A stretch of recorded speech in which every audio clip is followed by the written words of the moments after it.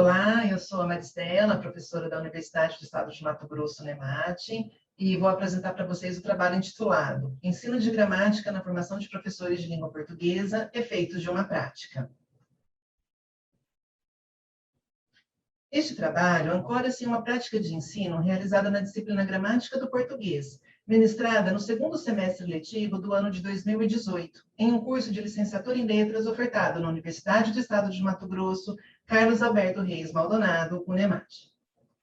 Para esta apresentação, objetivamos colocar em evidência fatos de linguagem que dão a ver às formações imaginárias, os mecanismos de antecipação, as formações discursivas e os processos de individuação dos sujeitos alunos em formação inicial em letras, de modo a compreender os sentidos projetados para a gramática e seu ensino e dar visibilidade às relações que esses sujeitos estabelecem com os saberes da e os saberes sobre a língua portuguesa. Com a compreensão de que os sentidos não se originam no sujeito e que seu dizer se dá em condições sócio-históricas específicas, atravessado pela ideologia e pelo inconsciente, distribuímos aos alunos do curso de letras um questionário composto por 4 perguntas abertas, a serem respondidas individualmente, por escrito, em sala, sem identificação de autoria, no primeiro dia de aula da disciplina, como forma de instituir um ponto de partida para um trabalho coletivo. O que você entende por gramática? Como você compreende o ensino de gramática na escola? Quais são suas expectativas em relação à disciplina gramática do português? Como você caracterizaria o perfil do profissional egresso do curso de licenciatura em letras? Observamos na textualização das respostas algumas regularidades que nos deram pistas para compreendermos os sentidos de língua em funcionamento, quando, por exemplo, um aluno diz que gramática é um conjunto de regras que regem a língua portuguesa. São normas que são usadas na língua culta formal.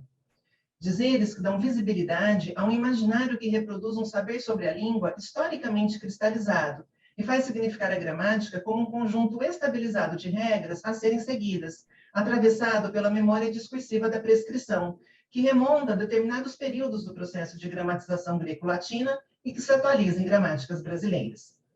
Esses sentidos presentificam os conhecimentos sobre a língua em práticas de ensino que circulam como dominantes, produzindo efeitos de evidência, efeitos ideológicos, para a gramática enquanto normas usadas na língua culta formal, atualizando a memória do sociologismo enquanto estudo empirista dos dados, conforme Pechei e HD 77, bem como para seus sujeitos, significados como aqueles que não sabem bem dizer, conforme Pfeiffer 2000, como lemos nesta outra formulação. Conheço minha dificuldade em relação à gramática. Atravessada pela discursividade da falta de professores bem formados, capazes de instruir os outros, conforme Pfeiffer 2002, a sequência discursiva 2 faz ressoar o sentido sempre já lá do fracasso escolar, dividindo os sujeitos em bons e maus alunos, conforme Baqueiro 2001, efeito da forma sujeito capitalista, permeada por direitos e deveres, responsabilidades, cobranças e justificativas, conforme Lagasse 88. Esse funcionamento opositivo, que também apaga os processos duais, desiguais, excludentes e contraditórios, que constituíram a escolarização do nosso país, conforme Silva, 98 e 2007, institui contraditoriamente, como forma de ajustar a cada tempo e de modo desigual, o sujeito da escolarização da contemporaneidade aos moldes da qualificação demandada pelo mercado de trabalho, a discursividade da meritocracia, resiliência e das competências socioemocionais em funcionamento em documentos oficiais, como a BNCC, conforme Silva 2018. Em recortes como: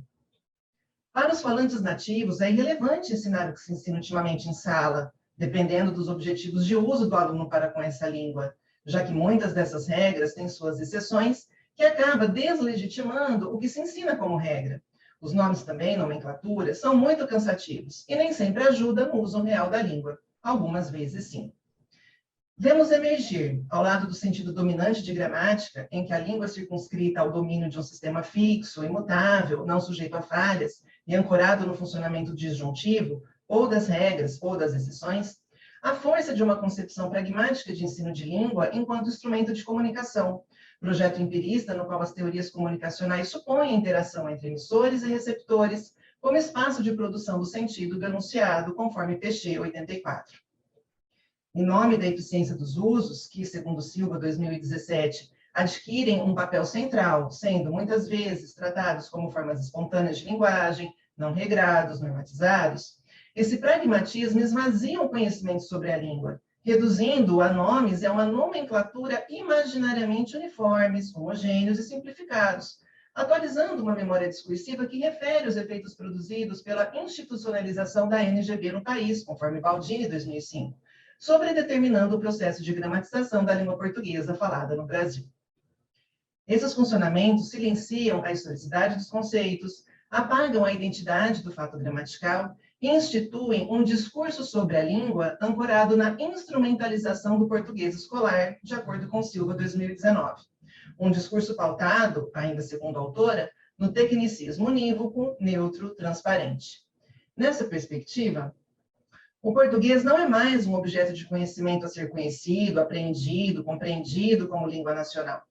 Para todos, não há ensino sobre a língua, mas o ensino do uso da língua. Aprendizagem do uso, no uso e pelo uso da língua nacional, tomado de forma ahistórica, natural, cuja finalidade implica novos comportamentos de comunicação, conforme Soares 72, uma vez que é a comunicação que nos faz pessoas, de acordo com essa autora.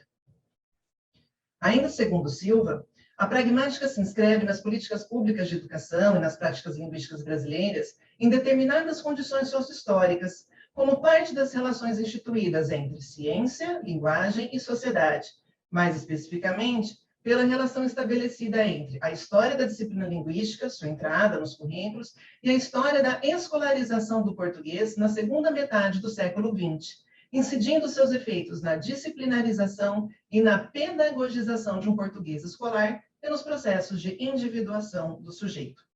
Esses efeitos se atualizam e reverberam na sequência discursiva de número 4.